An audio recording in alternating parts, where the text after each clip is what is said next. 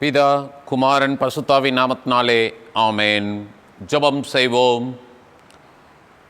அன்பின் தந்தையே, நிறைவின் பாதையில் வழிநடத்துகின்ற வல்லவரே, நல்லவரே, உம்மை துதிக்கின்றோம், உம்மை போற்றுகின்றோம், உம்முடைய பாதத்தை பணிகின்றோம்.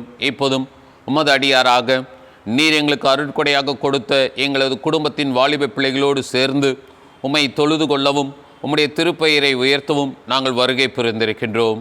ஆண்டவரே, இந்த ஆராதனை வேலையை நீர் எங்களுக்கு ஆசீர்வதித்து தாரும். ஆண்டவரே, உம்மை ஆராதித்தோம், உமக்கென்று அர்ப்பணித்தோம், உம்முடைய அங்கீகாரத்தை பெற்றிருக்கின்றோம். ஆகவே ஆசீர்வாதமே எங்களுக்குரியது என்ற நோக்கோடு நாங்கள் இந்த நாளில் ஆராதனையில் பங்கு பெறவும், நாங்களும் நீர் எங்களுக்கு அருளிய அருட்கொடைகளாகிய வாலிப பிள்ளைகளும் உம்முடைய ஆசீர்வாதத்தை சுவைக்க இந்த ஆராதனை நீர் எங்களுக்கு ஆசீர்வதித்து தாரும். உம்முடைய திருப்பெயரை உயர்த்துகின்ற திரு கருவிகளாக தொடர்ந்து நாங்கள் சமுதாயத்தில் ஜீவிக்க நீர் தாமே எங்கள் அனைவரும் உம்முடைய திருக்கரங்களினால் தொட்டு இந்த ஆராதனையினூடே ஆஸ்வதிக்க வேண்டும் என்று எங்கள் கர்த்தராகிய இயேசு கிறிஸ்துவின் மூலமாய் வேண்டிக் கொள்கிறோம் பிதாவே, ஆமீன்.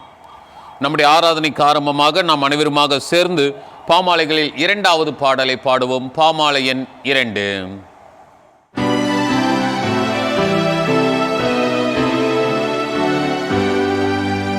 உம்மை துதிக்கிறோம் யாவுக்கும் வல்ல பிதாவே,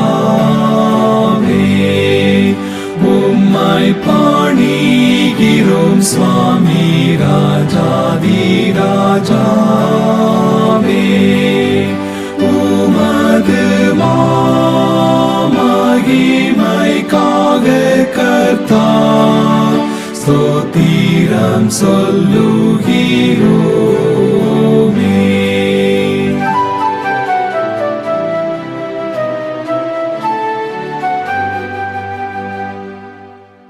கிறிஸ்துவே இறங்கும் சூதனே கடன் செலுத்தி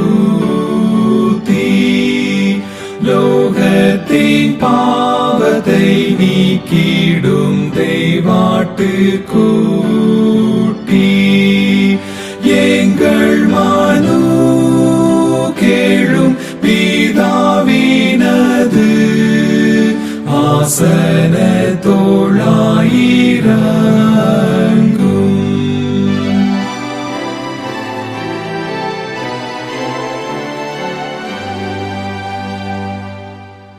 நித்ய பிதாவின் மகிமையில் இயேசுவே நீரே பரிசுத்தாவியோடேகமாயாளுகிறீரே. ஏகமாய் நீர் ரட்சிக்கப்படுகிறீர் உன்னத கர்த்தரே.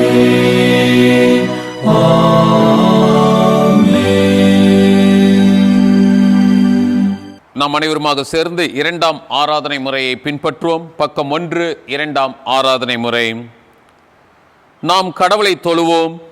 கடவுள் ஆவியாய் இருக்கிறார். அவரை தொழுது கொள்கிறவர்கள் ஆவியோடும் உண்மையோடும் அவரை தொழுது கொள்ள வேண்டும்.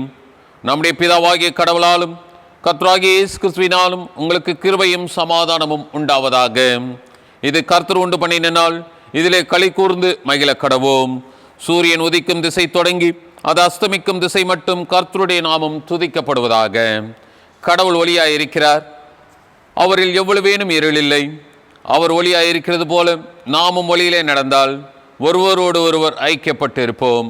அவருடைய குமாரனாகிய இயேசு கிறிஸ்துவின் ரத்தம் சகல பாவங்களை நீக்கி நம்மை சுத்திகரிக்கும். பக்கம் 4. ஆண்டவரே, எங்கள் உதடுகளை திறந்தருளும், அப்பொழுது எங்கள் வாய் உம்முடைய புகழை அறிவிக்கும். பிதாவுக்கும் குமாரனுக்கும் பரிசுத்தாவிக்கும் மகிமை உண்டாவதாக. ஆதிலும் இப்போதும் எப்போதுமான சதா காலங்களிலும் மகிமை உண்டாவதாக. ஆமேன். நாம் அனைவருமாக சேர்ந்து நம்முடைய திரியேக கடவுளை போற்றுவோம். பக்கம் 4. திரியேக கடவுளை போற்றுதல். சேனைகளின் கடவுளாகிய கர்த்தரே, நீர் பரிசுத்தர் பரிசுத்தர் பரிசுத்தர், வானமும் பூமியும் உமது மகிமையால் நிறைந்திருக்கின்றன. உன்னதத்திலே ஓசன்னா. கர்த்தரை நாமத்தினாலே வந்தவரும் வருகிறவுமான ஸ்தோத்திரிக்கப்பட்டவர் உன்னதத்திலே ஓசன்னா. கடவுளே நீர் பரிசுத்தர், கடவுளே நீர் பரிசுத்தர், சர்வ வல்லவரே நீர் பசுத்தர், சர்வ வல்லவரே நீர் பசுத்தர், சாவாமை உடையவரே நீர் பசுத்தர், சாவாமை உடையவரே நீர் பசுத்தர். ஆண்டவரே, எங்களுக்காக சிலுவையில் அறையுண்ட எங்கள் மீட்பரே எங்கள் மேல் கிருபையாயிரும். ஆண்டவரே, எங்களுக்காக சிலுவையில் அறையுண்ட எங்கள் மீட்பரே எங்கள் மேல் கிருபையாயிரும். பரிசுத்த ஆவியாகிய ஆண்டவரே எங்கள் மேல் கிருபையாயிரும். பரிசுத்த ஆவியாகிய ஆண்டவரே எங்கள் மேல் கிருபையாயிரும். ஆண்டவரே, எங்கள் ஜெபங்களையும் ஆராதனையும் ஏற்றுக்கொண்டு எங்கள் மேல் கிருபையாயிரும். ஆண்டவரே, எங்கள் மேல் மனதுருகி எங்கள் மேல் கிருபையாயிரும். ஜெபம் செய்வோம். எங்கள் தந்தையாம் கடவுளே, உமது வல்லமையாலும் ஞானத்தாலும் எல்லாவற்றையும் படைத்து உமது குமாரனை எங்கள் இரட்சகராக தரும்படி உலகத்தில் அன்பு கூர்ந்தீரே, உம்மை போற்றுகிறோம். குமாரனாம் கடவுளே, பாவத்தை தவிர்த்து எல்லாவற்றிலும் எங்களைப் போல் மனிதனாகி எங்கள் பாவங்களுக்காக ஒப்புக் கொடுக்கப்பட்டு எங்கள் நீதிக்காக உயிர் தெழும்பியவரே, உம்மை போற்றுகிறோம். பரிசுத்த ஆவியானவராகிய கடவுளே, எல்லா உண்மைக்குள்ளும் எங்களை வழிநடத்தி கடவுளின் அன்பை எங்கள் நெஞ்சில் பொழிகிறவரே, உம்மை போற்றுகிறோம். பிதா, குமாரன், பரிசுத்த ஆவியாகிய கடவுளே, உமக்கே எக்காலமும் எல்லா புகழும் மகிமையும் உண்டாவதாக. ஆமேன். நமக்கு பாவமில்லை என்போமேயானால் நம்மை நாமே வஞ்சிக்கிறவர்களாவோம். நமக்குள் உண்மை இல்லை. நமது பாவங்களை அறிக்கையிட்டால் பாவங்களை நமக்கு மன்னித்து எவ்வித அனிதமும் நீங்க நம்மை சுத்திகரிப்பதற்கு இயேசு கிறிஸ்து நம்பத்தக்கவரும் நீதியும் உள்ளவர். நான் எழுந்து என் தகப்பனிடத்திற்கு போய், தகப்பனே, பரத்துக்கு விரோதமாகவும் உமது பார்வையிலும் பாவம் செய்தேன். இனி உம்முடைய மகன் என்று சொல்லப்படுவதற்கு நான் பாத்திரன் அல்லன். உம்முடைய கூலிக்காரரில் ஒருவனாக என்னை வைத்துக் கொள்ளும் என்பேன். கடவுள் ராஜ்யம் சமீபித்திருக்கிறது. மனம் திரும்பி சுவிசேஷத்தில் நம்பிக்கை வையுங்கள். நமது பலவீனங்களுக்காக பரிதவிக்க முடியாத பிரதான ஆசாரியர் நமக்கிராமல் எல்லா விதத்திலும் நம்மை போல் சோதிக்கப்பட்டும் பாவமில்லாத பிரதான ஆசாரியரே நமக்கிருக்கிறார். ஆகையால் நாம் அனைவரும் ஒழுங்கார் படியிட்டு மௌனமாக நம்மை நாமே சோதனை செய்வோமாக. சர்வ வல்லமையுள்ள கடவுளிடத்தில் நாம் நமது பாவங்களை மனத்தாழ்மையோடு அறிக்கையிடுவோம். 6ஆம் பக்கத்தில் இடம்பெற்றுள்ள முதலாவது பாவரிக்கை ஜெபத்தினை அனைவரும் இணைந்து சொல்லுவோம். சர்வ வல்லமையும் மிகுந்த இரக்கமுள்ள பிதாவே, தப்பிப்போன ஆடுகளைப் போல நாங்கள் நம்முடைய வழிகளை விட்டு வழுவி அலைந்து போனோம். எங்கள் இருதயத்தின் யோசனைகளுக்கும் விருப்பங்களுக்கும் மிகவும் இணங்கி நடந்தோம். மது பரிசுத்த கற்பனைகளுக்கு விரோதமாய் குற்றம் செய்தோம். செய்யத்தக்கவைகளை செய்யாமல் செய்யத்தகாதவைகளை செய்து வந்தோம். எங்களுக்கு சுகமே இல்லை. ஆனாலும் ஆண்டவரே, தேவரீர் எங்கள் ஆண்டவராகிய இயேசு கிறிஸ்துவின் மூலமாய் மனிதருக்கு அருளி செய்த வாக்கு தத்துவங்களின்படியே நிர்பாக்கியமுள்ள குற்றவாளிகளாகி எங்களுக்கு இறங்கும். தப்பிதங்களை அறிக்கிறீர்கள எங்கள் மேல் பொறுமையேறும். பாவத்து நிமித்தம் துக்கப்படுகிற எங்களை சீர்படுத்தும். மிகவும் இரக்கமுள்ள பிதாவே, உம்முடைய பரிசுத்த நாமத்துக்கு மகிமை உண்டாகும்படி நாங்கள் இனி தேவ பக்தியும் நீதியும் தெளிந்த புத்தியும் உள்ளவர்களாய் நடந்து வர இயேசு கிறிஸ்து நிமித்தம் எங்களுக்கு கிருபை செய்தருளும். ஆமேன்.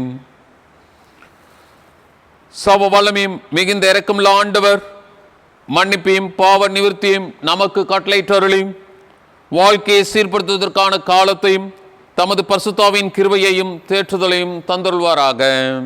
ஆமேன். திருமறை பாடங்கள் வாசிக்க கேட்போம். முதலாம் திருமறை பாடம். வாசிக்கும்படியாக தெரிந்து கொள்ளப்பட்ட முதலாம் வேத பகுதி ஆதியாகமம் 39ஆம் அதிகாரம் வசனங்கள் 1 முதல் அவ்வதிகாரம் முடியும் வரை. ஆதியாகமம் 39ஆம் அதிகாரம் வசனங்கள் 1 முதல். யோசேப்பு எகிப்துக்கு கொண்டு போகப்பட்டான்.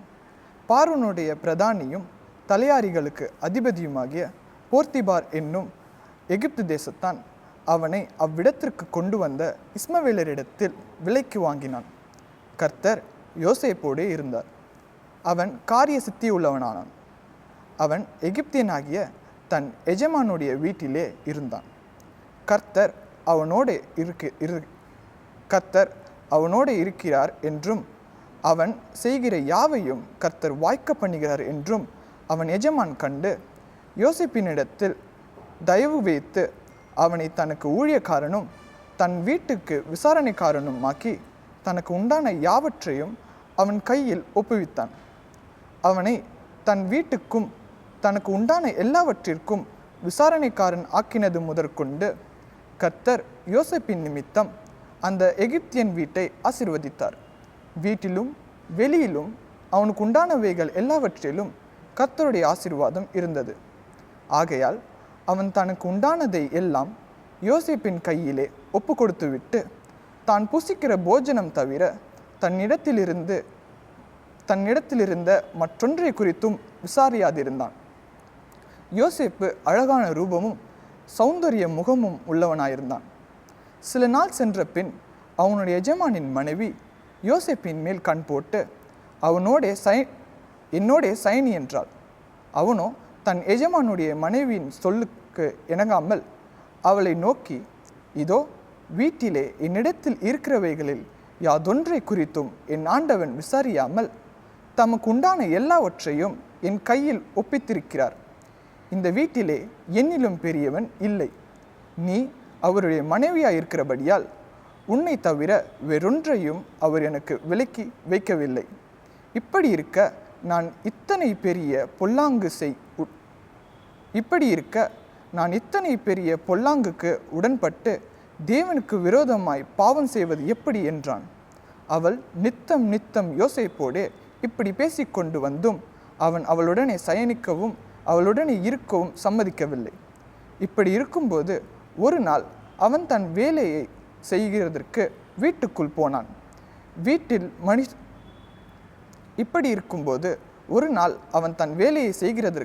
வீட்டுக்குள் போனான். வீட்டு மனிதரில் ஒருவரும் வீட்டில் இல்லை. அப்பொழுது அவள் அவனுடைய வஸ்திரத்தை பற்றி பிடித்து, என்னுடைய சயனி என்றாள். அவனோ தன் வஸ்திரத்தை அவள் கையிலே விட்டு வெளியே ஓடிப்போனான். அவன் தன் வஸ்திரத்தை அவள் கையிலே விட்டு வெளியே ஓடிப்போனதை அவள் கண்டபோது அவள் தன் வீட்டு மனிதரை கூப்பிட்டு, பாருங்கள், எபிரேய மனுஷன் நம்மிடத்தில் சரசம் பண்ணும்படிக்கு அவனை நமக்குள் கொண்டு வந்தார். அவன் என்னுடைய சயனிக்கும்படிக்கு என்னிடத்தில் வந்தான். நான் மிகுந்த சத்தமிட்டு கூப்பிட்டேன். நான் சத்தமிட்டு கூப்பிடுகிறதை அவன் கேட்டு தன் வஸ்திரத்தை என்னிடத்தில் விட்டு வெளியே ஓடி போய்விட்டான் என்று சொன்னாள். அவனுடைய எஜமான் வீட்டுக்கு வருமளவும் அவனுடைய வஸ்திரத்தை தன்னிடத்தில் வைத்திருந்து அவனை நோக்கி, நீர் நம்மிடத்தில் கொண்டு வந்த அந்த எபிரேய வேலைக்காரன் சரசம் பண்ணும்படிக்கு என்னிடத்தில் வந்தான். அப்பொழுது நான் சத்தமிட்டு கூப்பிட்டேன். அவன் தன் வஸ்திரத்தை என்னிடத்தில் விட்டு வெளியே ஓடிப்போனான் என்றாள். உம்முடைய வேலைக்காரன் எனக்கு இப்படி செய்தான் என்று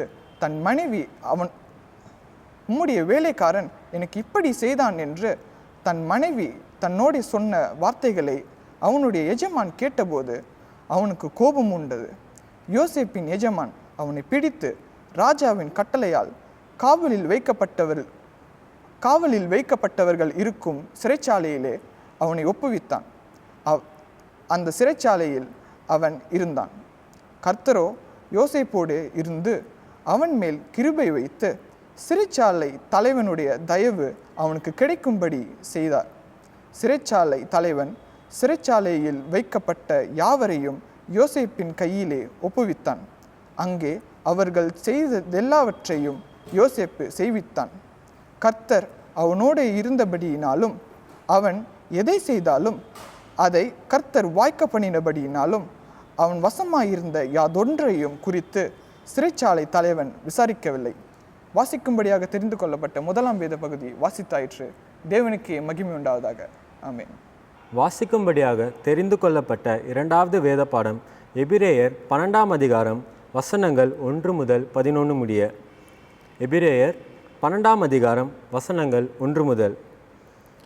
ஆகையால் மேகம் போன்ற இத்தனை திரளான சாட்சிகள் நம்மை சூழ்ந்து கொண்டிருக்க பாரமான யாவற்றையும் நம்மை சுற்றி நெருங்கியிருக்கிற பாவத்தையும் தள்ளிவிட்டு விசுவாசத்தை துவக்குவதற்கும் முடிக்கிறதற்குமாயிருக்கிற இயேசுவை நோக்கி நமக்கு நியமித்திருக்கிற ஓட்டத்தில் பொறுமையோடு ஓடக்கடுவோம். அவர் தமக்கு முன் வைத்திருந்த சந்தோஷத்தின் பொருட்டு அவமானத்தை எண்ணாமல் சிலுவையில் சகித்து தேவனுடைய சிங்காசனத்தில் வலது பாசத்தில் வீற்றிருக்கிறார். ஆகையால் நீங்கள் இயல்புள்ளவர்களாய் உங்கள் ஆத்துமாக்களில் சோர்ந்து போகாதபடிக்கு தமக்கு விரோதமாய் பாவிகளால் செய்யப்பட்ட இவ்விதமான விபரீதங்களை சகித்த அவனையே நினைத்து கொள்ளுங்கள். பாவத்திற்கு விரோதமாய் போராடுகிறதில் இரத்த சிந்தப்பட்டத்தக்கதாக நீங்கள் இன்னும் எதிர்த்து நிற்கவில்லையே. அன்றியும் என் மகனே, கர்த்தருடைய சிட்சையை அற்பமாக எண்ணாதே, அவரால் கடிந்து கொள்ளப்படும் போது சோர்ந்து போகாதே. கர்த்தர் என்னிடத்தில் அன்பு கூறுகிறாரே, அவனை அவர் கர்த்தர் எவனிடத்தில் அன்பு கூறுகிறாரோ அவனை அவர் சித்தித்து தம் சோர்ந்து கொள்கிற எந்த மகனையும் தண்டிக்கிறார் என்று பிள்ளைகளுக்கு சொல்லியிருக்கிறது போல உங்களுக்கு சொல்லியிருக்கிற புத்திமதியை மறந்தீர்கள். நீங்கள் சிட்சையை சகிக்கிறவர்களாயிருந்தால் தேவன் உங்களை புத்திரராக எண்ணி நடத்துகிறார். தகப்பன் சிட்சியாத புத்திரர் உண்டோ? எல்லோருக்கும் கிடைக்கும் சிட்சையை உங்களுக்கு கிடைத்திருந்தால் நீங்கள் புத்திரர் இல்லாமல் வேசியின் பிள்ளைகளாயிருப்பீர்களே. அன்றியும் தம்முடைய சரீரத்தை தகப்பன்மார்கள் நம்மை சிட்சிக்கும்போது அவர்களுக்கு நாம் அஞ்சி நடந்திருக்க நாம் பிடிக்கத்தக்கதாக ஆவிகளின் பிதாவுக்கு வெகு அதிகமாய் அடங்கி நடக்க வேண்டுமல்லவா? அவர்கள் தங்களுக்கு நலமென்று தோன்றினபடி கொஞ்ச காலம் சிட்சித்தார்கள். இவரோ தம்முடைய பரிசுத்தத்துக்கும் பங்குள்ளவர்களுக்கும் பொருட்டு தம்முடைய புரோஜனத்துக்காகவே தம்மை சிட்சித்திருக்கிறார். எத்தனை சிட்சையும் தற்காலத்தில் சந்தோஷமாய் காணாமல் துக்கமாய் காணும். ஆகிலும் பிற்காலத்தில் அது பழகினவர்களுக்கு அது நீதியாக சமாதான பலனை தரும் என்பதை வாசிக்கும்படியாக தெரிந்து கொள்ளப்பட்ட வேத பாடம் வாசித்தாயிற்று. தேவனுக்கே ஸ்தோத்திரம் உண்டாவதாக. ஆமென். மூன்றாம் திருமறை பாடமாக இந்த நாளுக்குரிய நற்செய்தி பகுதியை நாம் வாசிக்க கேட்போம். யோவான் நற்செய்தி நூல் 1 அதிகாரம் 43 வாக்கியத்திலிருந்து 51 வரை. இந்த நாளுக்குரிய நற்செய்தி பகுதி யோவான் நற்செய்தி நூல் 1 அதிகாரம் வாக்கியங்கள் 43 முதல் 51 வரையிலும். வாக்கியங்கள் 43 முதல் 51 வரையிலும். மறுநாளிலே இயேசு கலிலேயாவுக்கு போக மனதாயிருந்து பிலிப்புவை கண்டு, நீ எனக்கு பின் சென்று வா என்றார். பிலிப் என்பவன் அந்திரேயா பேதுரு என்பவர்களுடைய ஊராகிய பெத்சாயிதா பட்டணத்தான். பிலிப்பு நாத்தான்வேலை கண்டு, நியாயப்பிரமாணத்திலே மோசையும் தீர்க்கதரிசிகளும் எழுதியிருக்கிறவையை கண்டோம். அவர் யோசேப்பின் குமாரனும் நாசரேத்தூருமாகிய இயேசுவே என்றான். அதற்கு நாத்தான்வேல், நாசரேத்திலிருந்து யாதொரு நன்மை உண்டாகக்கூடுமா என்றான். அதற்கு பிலிப்பு, வந்து பார் என்றான். இயேசு நாத்தான்வேலை தம்மிடத்தில் வர கண்டு அவனை குறித்து, இதோ கபடற்ற உத்தம இஸ்ரவேலன் என்றார். அதற்கு நாத்தான்வேல், நீர் என்னை எப்படி அறிவீர் என்றான். இயேசு அவனை நோக்கி, பிலிப் உன்னை அழைக்கிறதற்கு முன்னே நீ அத்தி மரத்தின் கீழ் இருக்கும்போது உன்னை கண்டேன் என்றார். அதற்கு நாத்தான்வேல், ரபி, நீர் தேவனுடைய குமாரன், நீர் இஸ்ரவேலின் ராஜா என்றான். இயேசு அவனுக்கு பிரதியுத்தரமாக, அத்தி மரத்தின் கீழே உன்னை கண்டேன் என்று நான் உனக்கு சொன்னதினாலேயா விசுவாசிக்கிறாய்? இதிலும் பெரிதானவைகளை காண்பாய் என்றார். பின்னும் அவர் அவனை நோக்கி, வானம் திறந்திருக்கிறதையும் தேவதூதர்கள் மனுஷகுமாரனிடத்திலிருந்து ஏறுகிறதையும் இறங்குகிறதையும் நீங்கள் இது முதல் காண்பீர்கள் என்று மெய்யாகவே மெய்யாகவே உங்களுக்கு சொல்கிறேன் என்றார் என்பதே. வாசிக்க வேண்டிய நற்செய்தி பகுதி வாசித்தாயிற்று. கிறிஸ்துவே உமக்கே மகிமை உண்டாவதாக. ஆமேன். நாம் அனைவருமாக சேர்ந்து பாமாலைகளில் 249வது பாடலை பாடுவோம். பாமாலை எண் 249.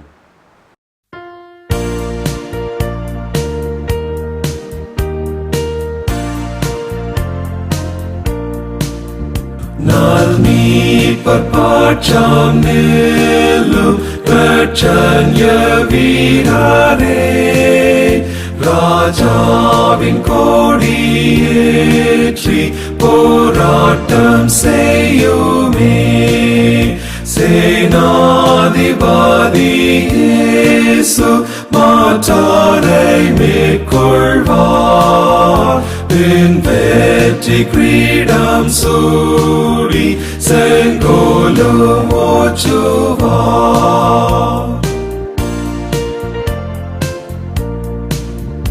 Nalni perkacam nilu Yekalamudungan Porkoletode se மெய் விசுவாசத்தால் அஞ்சாமல் ஆண்மையோடு போராடி வாழுமே. பிசாசின் திரள் சேனை நீர் வீழ்த்தி வெல்லுமே.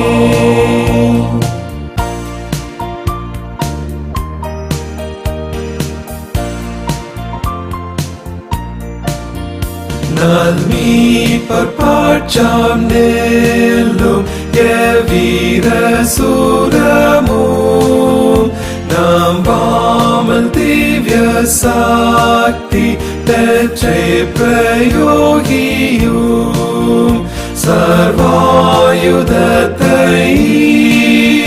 கர்த்தாவை சாருவீர். மோசமும் பாராமல் உன் தாண்டில் செல்லுவீர்.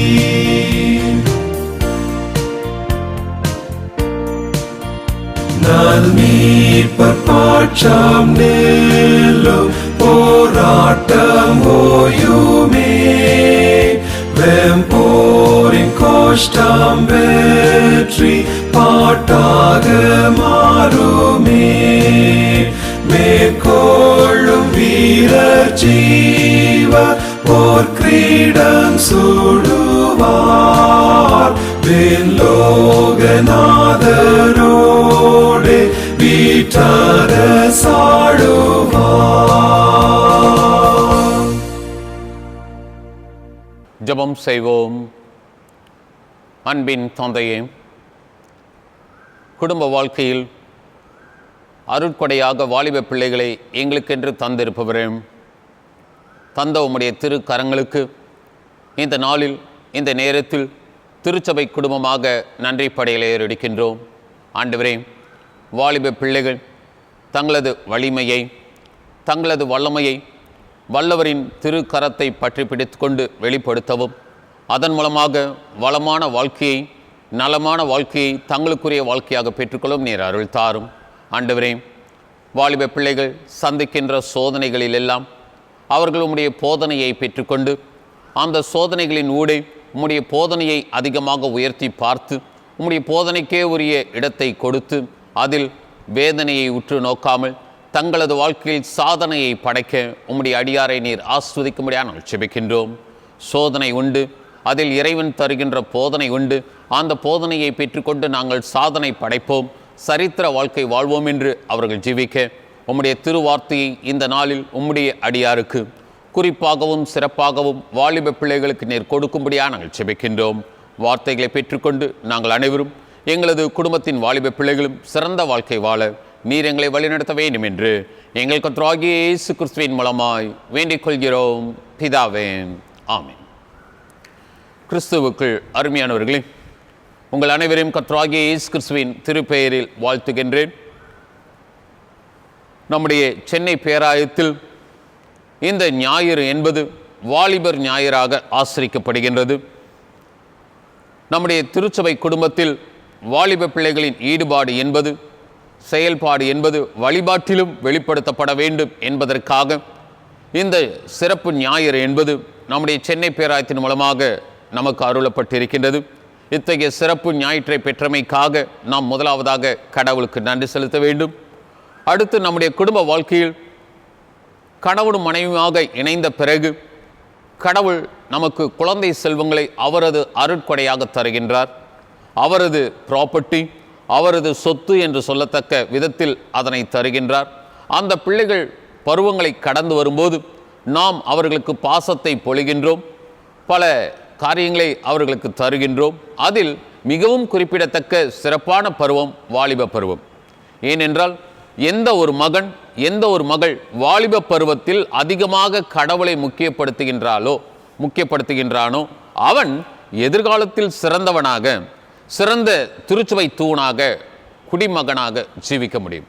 அது உண்மை என்பதை நாம் உலக வாழ்க்கையில் அறிந்திருக்கின்றோம். ஆகவே அத்தகைய வாலிப பிள்ளைகளை நாம் நம்முடைய திருச்சபை குடும்பத்தில் தொடர்ந்து பெற்றுக்கொள்ள இறைவனுடைய சமூகத்தில் காத்திருக்க வேண்டியது நம்முடைய கடமையாக இருக்கின்றது. ஆகவே இந்த நாளில் அருள் உரை என்பது வாலிப பிள்ளைகள் சார்ந்ததாக நமக்கு அருளப்பட இருக்கின்றது. இந்த நாளிலும் நம்முடைய சிந்தனைக்காக கொடுக்கப்பட்டிருக்கின்ற தலைப்பு youth in search of a meaningful life. பொருள் சார்ந்த வாழ்வுக்கான இளையோரின் தேடுதல். வாலிப பிள்ளைகள் அவர்கள் ஏதோ ஒன்றை தேடிக்கொண்டிருக்கின்றார்கள். அந்த தேடுதலில் எது அதிகமாக காணப்பட வேண்டும் என்றால் பொருள் சார்ந்தது. பொருள் என்று சொல்லும்போது அர்த்தமான வாழ்க்கை, மீனிங்ஃபுல் லைஃப். இன்றைக்கு வாலிப பிள்ளைகளின் வாழ்க்கையை குறித்து யோசித்து பார்க்கும்போது எதையும் சாதிக்கக்கூடியவர்கள் வாலிப பிள்ளைகள் என்பதை நாம் அறிந்திருக்கின்றோம். ஏனென்றால் அந்த வாலிப பருவத்தில் அவர்களிடையே வல்லமை இருக்கின்றது, வலிமை இருக்கின்றது. ஆனால் இந்த இரண்டும் ஒட்டுமொத்தமாக செயல்படுத்தப்பட வேண்டும் என்றால் வல்லவர் அங்கு வாழ்க்கையில் குறுக்கிட வேண்டும். வல்லவரின் வழிநடத்துதல் இருக்க வேண்டும்.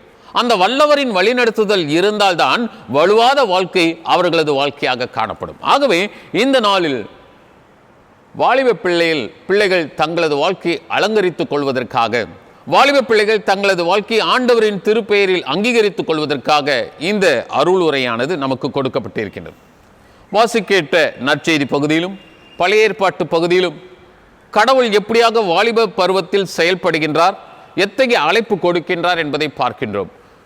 நாம் புதிய ஏற்பாட்டு பகுதியில் நற்செய்தி பகுதியில் பார்க்கும்போது கடவுள் தன்னுடைய திருக்குமாரன் மூலமாக சீடர்களை தெரிவு செய்கின்றார். அவர் அழைப்பு கொடுக்கின்றார்.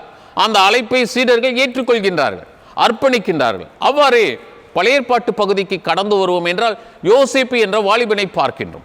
அந்த யோசேப்பின் வாழ்க்கை சார்ந்து இந்த தினத்தில் நாம் 3 உண்மைகளை பெற்றுக்கொள்ள இருக்கின்றோம். ஒருவேளை கொஞ்சம் யோசித்து பார்க்கும்போது வாலிப பருவத்தை எப்படியாக சொல்லலாம் என்றால், எந்த ஒரு மனிதன் வாலிப பருவத்தில் தன்னுடைய வாழ்க்கையை செதுக்கிக் கொள்கின்றானோ அவன் சிறப்பானவனாக இருப்பான். எந்த ஒரு மனிதன் தன்னுடைய வாழ்க்கை பருவத்தை வாலிப பருவத்தில் சிதைத்து விடுகின்றானோ அவன் சீரழிந்து விடுவான். இங்கு செதுக்குதலும் இருக்க வேண்டும், சிதைத்தலை தவிர்க்க வேண்டும். ஒருவேளை கொஞ்சம் யோசித்து பார்க்கும்போது here we need to give much importance to our own constructive ideology of the society, constructive involvement of the society. By that we can have something different as our own blessing in our day-to-day life. வாலிப பிள்ளைகள் அதிகமாக புரிந்து கொள்ள வேண்டும். They should give much importance to constructive involvement in the society, constructive understanding. They should have comprehensive understanding. ஆனால் அதே நேரத்தில் சமுதாயத்தில் இன்னொரு காரியமும் இருக்கின்றது, அது cynical way of understanding. There are people who are giving much importance to cynical way of understanding. When they are giving importance to cynical way of understanding, they will have their own fall in the world itself. எங்கோ போய் நடக்க போவதல்ல, எங்கோ ஒரு மறைவிடத்தில் நடக்க போவதல்ல. எவர்கள் தங்களது வாழ்க்கையை வாலிப பருவத்தில் சிதைத்து விடுகின்றார்களோ அவர்கள் வீழ்ச்சியை பெற்றுக் கொள்வார்கள். ஆனால் இங்கு யோசேப்பு என்ற ஒரு வாலிபனை பார்க்கின்றோம். அந்த வாலிபன் சார்ந்துதான் இந்த நாளில் நாம் அதிகமாக இறையியல் குறிப்புகளை பெற்றுக்கொள்ள இருக்கின்றோம். அதற்கு முன்னதாக நம்முடைய சென்னை பேராயம் சார்ந்து ஒரு உண்மையை நான் உங்களோடு பகிர்ந்து கொள்ள விரும்புகின்றேன். பேராயர் நியூபிகின் அவர்கள் தன்னுடைய ஆரம்ப காலத்தில் தன்னுடைய திருப்பணியில் அதிகமாக வாலிப பிள்ளைகளை முக்கியப்படுத்தினார். எங்கு பார்த்தாலும் வாலிபர்களுக்கு முக்கியத்துவம் கொடுப்பார். அப்போது நடைபெற்ற பேராய மாமன்றத்தில் கூட ஒரு புதிய சட்டத்தை அவர் உருவம் கொடுத்தார். என்ன செய்தார்? வாலிப பிள்ளைகளுக்கு அதிகமான இடம் கொடுக்க வேண்டும், அவர்களை பாதிக்கு பாதி கொண்டு வர வேண்டும், அவர்கள் மூலமாக திருச்சபை வளர்ந்து விடும் என்று நினைத்தார். அப்போது அவர் அதை செயல்முறைப்படுத்தினார். ஆனால் ஒரு சில வருடங்களையே அதை மாற்ற வேண்டியதாக போய்விட்டது. காரணம் என்ன? சில நேரங்களில் நமக்கு அதிகாரம் கொடுக்கும் போது, அங்கீகாரம் கொடுக்கப்படும் போது அதை நாம் வித்தியாசமாக புரிந்து கொண்டு அதில் நம்முடைய சுயநலத்தை வெளிப்படுத்தி விடுகின்றோம். அது நம்முடைய கன்ஸ்ட்ரக்டிவ் வே ஆஃப் அண்டர்ஸ்டாண்டிங்கில் இருந்து சினிக்கல் வே ஆஃப் அண்டர்ஸ்டாண்டிங்குள்ளாக நம்மை வழிநடத்திவிடும். ஆகவே அந்த சட்டம் என்பது திரும்ப பெறப்பட்டது. அதன் பிறகு அந்த விழுக்காடு, அந்த சதவீதம் என்பது குறைக்கப்பட்டது. எதற்காக இந்த நடந்த நிகழ்வினை ஆரம்பத்திலேயே குறிப்பிடுகின்றேன் என்றால், நமக்கு இரண்டும் நமக்கு முன் வைக்கப்பட்டிருக்கின்றது. அவர் God is not a dictator. நம்முடைய கடவுள் ஒரு சர்வாதிகாரி அல்ல. நல்லதும் இருக்கின்றது, கெட்டதும் இருக்கின்றது. நமக்கு பகுத்தறிவை கொடுத்திருக்கின்றார், நமக்கு ஞானத்தை கொடுத்திருக்கின்றார், அறிவை கொடுத்திருக்கின்றார். நாம் செய்ய வேண்டியது டிசைன் பண்ணி பார்த்து பகுத்தறிவு செய்து நாம் நல்லதை தெரிவு செய்து கொள்ள வேண்டும். அதற்கு வழி நடத்துவதுதான் நம்முடைய திருமறை. ஆகவே திருமறைக்கு இந்த நாளில் வாலிப பிள்ளைகளாகிய நாம் திரும்புவோம். அதன் மூலமாக யோசேப்பை போல் நாம் சிறந்து விளங்கலாம். யோசேப்பின் வாழ்க்கையை யோசித்து பாருங்கள். சகோதரரோடு நிறைவான குடும்ப வாழ்க்கையில் இருக்கின்றான். ஆனால் அவனது வாழ்க்கையை பார்க்கும்போது பழைய ஏற்பாட்டு பகுதியில் வாசிக்கிட்ட அந்த திருமறை பகுதியில் அங்கு என்ன சொல்லப்படுகின்றது? அந்த 39ஆம் அதிகாரத்தில் ஆரம்பத்தில் யோசேப்பு அடிமையாக இருந்தான் என்று சொல்லப்படுகின்றது. இங்குதான் நாம் முதலாவது உண்மையை பெற்றுக்கொள்கின்றோம், உறவின் நிலைப்பாடு, affinity. We used to give much importance to our own affinity. நாம் குடும்ப வாழ்க்கையில் இந்த அஃபினிட்டியை அதிகமாக முக்கியப்படுத்துகின்றோம், உறவை முக்கியப்படுத்துகின்றோம். என்ன நடைபெறுகின்றது?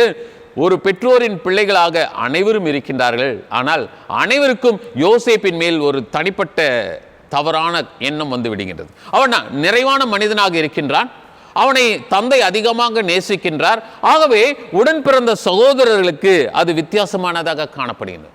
என்ன செய்கின்றார்கள்? அவனை ஒரு பிட்ல, ஒரு குழியில போட்டுடுறாங்க. இவன் இருக்கக்கூடாது, இவன் இருப்பதினால் தந்தையின் அன்பில் எங்களுக்கு குறைவு வந்துவிடும், அவரது பகிர்வு என்பது குறைந்துவிடும். இவன் மேல் அதிகமான அன்பு செலுத்துகின்றார், இவன் மேல் அதிகமான பாசம் செலுத்துகின்றார், ஆகவே இவனை தொலைத்து கட்டிவிட வேண்டும். யார் செய்வது? உடன் பிறந்த சகோதரர்கள், ஒரு குடும்பத்தின் பிள்ளைகள். அவர்கள் அனைவருமாக திட்டம் தீட்டி இந்த யோசேப்பை ஒரு குழியில் தொலைத்து விடுகின்றார்கள், தூக்கி எறிந்து விடுகின்றார்கள். ஒருவேளை கொஞ்சம் யோசித்து பார்க்கும்போது இதை செஞ்சுட்டு அவங்க வர்றாங்க, தந்தையின் இடத்தில் எத்தகைய காரணத்தை சொல்கின்றார்கள்? ஒருவேளை 37ஆம் அதிகாரம் 33ஆம் வசனத்தை வாசித்து பார்ப்பீர்கள் என்றால் அங்கு அழகாக குறிப்பிடப்படுகின்றது. என்ன சொல்லுகின்றார்கள்? துஷ்ட மிருகம் அவனை ஒரு வழி பண்ணிடுச்சு. துஷ்ட மிருகம், இங்கு மிருகமா மனிதமே மிருகமாகிவிட்டதா? சற்று நாம் யோசித்து பார்க்க வேண்டும். வாலிப மகன், உடன் இருக்கின்ற வாலிப பிள்ளைகள், உடன் இருக்கின்ற வாலிப சகோதரர்கள், அவர்கள் உறவின் நிலைப்பாட்டை வெளிப்படுத்துகின்றார்கள். என்ன உறவின் நிலைப்பாடு? அவனை தூக்கி ஒரு குழியில போட்டுடுறாங்க, ஒரு பிட்ல போட்டுடுறாங்க, அவன் இருக்கக்கூடாது. இன்றைக்கு நம்முடைய வாழ்க்கையில் கூட நாம் இந்த 21ஆம் நூற்றாண்டில் இந்த கன்சியூமரிசம் என்பது அதிகமாக காணப்படுகின்ற இந்த சூழலில் இத்தகைய சூழலை தான் பார்த்து கொண்டிருக்கணும். சகோதரன் சகோதரனை நம்ப முடியவில்லை, சகோதரி சகோதரியை நம்ப முடியவில்லை, சகோதரன் சகோதரியை நம்ப முடியவில்லை, சகோதரி சகோதரனை நம்ப முடியவில்லை. யாரையும் ஏற்றுக்கொள்ள முடியாத ஒரு சூழ்நிலை. காரணம் என்ன? அங்கு தான் என்ற எண்ணம் வந்து விட்டது, சுயம் என்ற எண்ணம் வந்து விட்டது. நான் வளர வேண்டும், அடுத்தவர்களுடைய வளர்ச்சி எனக்கு பெரிதல்ல. இங்கு அந்த நாட்களிலேயே சகோதரத்துவத்தில் இருந்த உறவின் நிலைப்பாட்டை பார்க்கின்றோம். அஃபினிட்டி என்ற வார்த்தை உறவு சார்ந்தது. ஆனால் இங்கு மனிதம் மிருகமாக மாறிவிடுகின்றது. என்ன செய்கின்றார்கள்? அவனை போட்டுவிட்டு சென்று விடுகின்றார்கள். 37ஆம் அதிகாரம் 36ஆம் வசனம் சொல்கின்றது, பார்வோனுடைய பிரதானி ஆகிய அதிகாரி ஒருவனிடத்தில் மீதியானியர் அவனை எடுத்து விலைக்கு விற்று விடுகின்றார். அப்படி என்றால் ஒரு உடைமையாகிவிட்டான், அடிமை உடைமையாகிவிட்டான். அடிமை என்றால் உடைமை என்றுதான் அர்த்தம். உயிர் இருக்கும், ஆனால் அது ஒரு பொருளாக ட்ரீட் பண்ணப்படும், ஒரு பொருள் போல் வழி நடத்தப்படுவார்கள். அது ஒரு ஆப்ஜெக்ட் தான், உயிருள்ள ஒரு ஆப்ஜெக்ட், அவ்வளவுதான். இங்கு நாம் பார்க்கின்ற உண்மை என்ன? உறவின் நிலைப்பாடு. உடன் இருந்த சகோதரர்கள் செய்த வித்தியாசமான செயல்பாடு. உறவை உதறி தள்ளிவிட்டார்கள். உறவு அங்கு உதாசீனப்படுத்தப்பட்டது, அங்கு உறவு ஊஞ்சலாடி கொண்டிருக்கின்றது, அங்கு உறவு ஊசலாகி மாறிவிட்டது.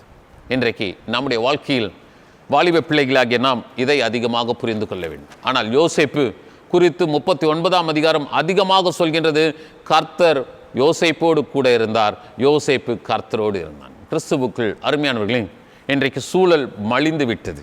எதையும் நம்ப முடியவில்லை, எதையும் சொல்ல முடியவில்லை. இன்றைக்கு பல நேரங்களில் வித்தியாசமான தகவுகள் காணப்படுகின்றது. இந்த வித்தியாசமான தகவுகள் மத்தியில் நாம் பார்க்கின்ற உண்மை என்ன? உறவு உதறி தள்ளப்படுகின்றது. உறவை குறித்து யாரும் யோசிப்பதில்லை. ஆனால் திருமறை என்ன சொல்கின்றது? நீங்கள் உறவில்தான் கடவுளை கண்டு கொள்ள முடியும். எங்கு சகோதரர்கள் கூடி வருகின்றார்களோ அங்குதான் கடவுளுடைய பிரசனம் அதிகமாக காணப்படும். ஆகவே முதலாவது உண்மை உறவின் நிலைப்பாடு, அஃபினிட்டி. இரண்டாவதாக நாம் சற்று யோசித்து பார்க்கும்போது இங்கு அந்த 39ஆம் அதிகாரத்தில் நாம் பார்ப்பது போத்திபாரின் இல்லத்தில் நடைபெற்ற ஒரு நிகழ்வு. வாலிப மகன், அந்த வாலிப மகனை குறித்து நாம் தெரிந்து கொண்ட உண்மை என்ன?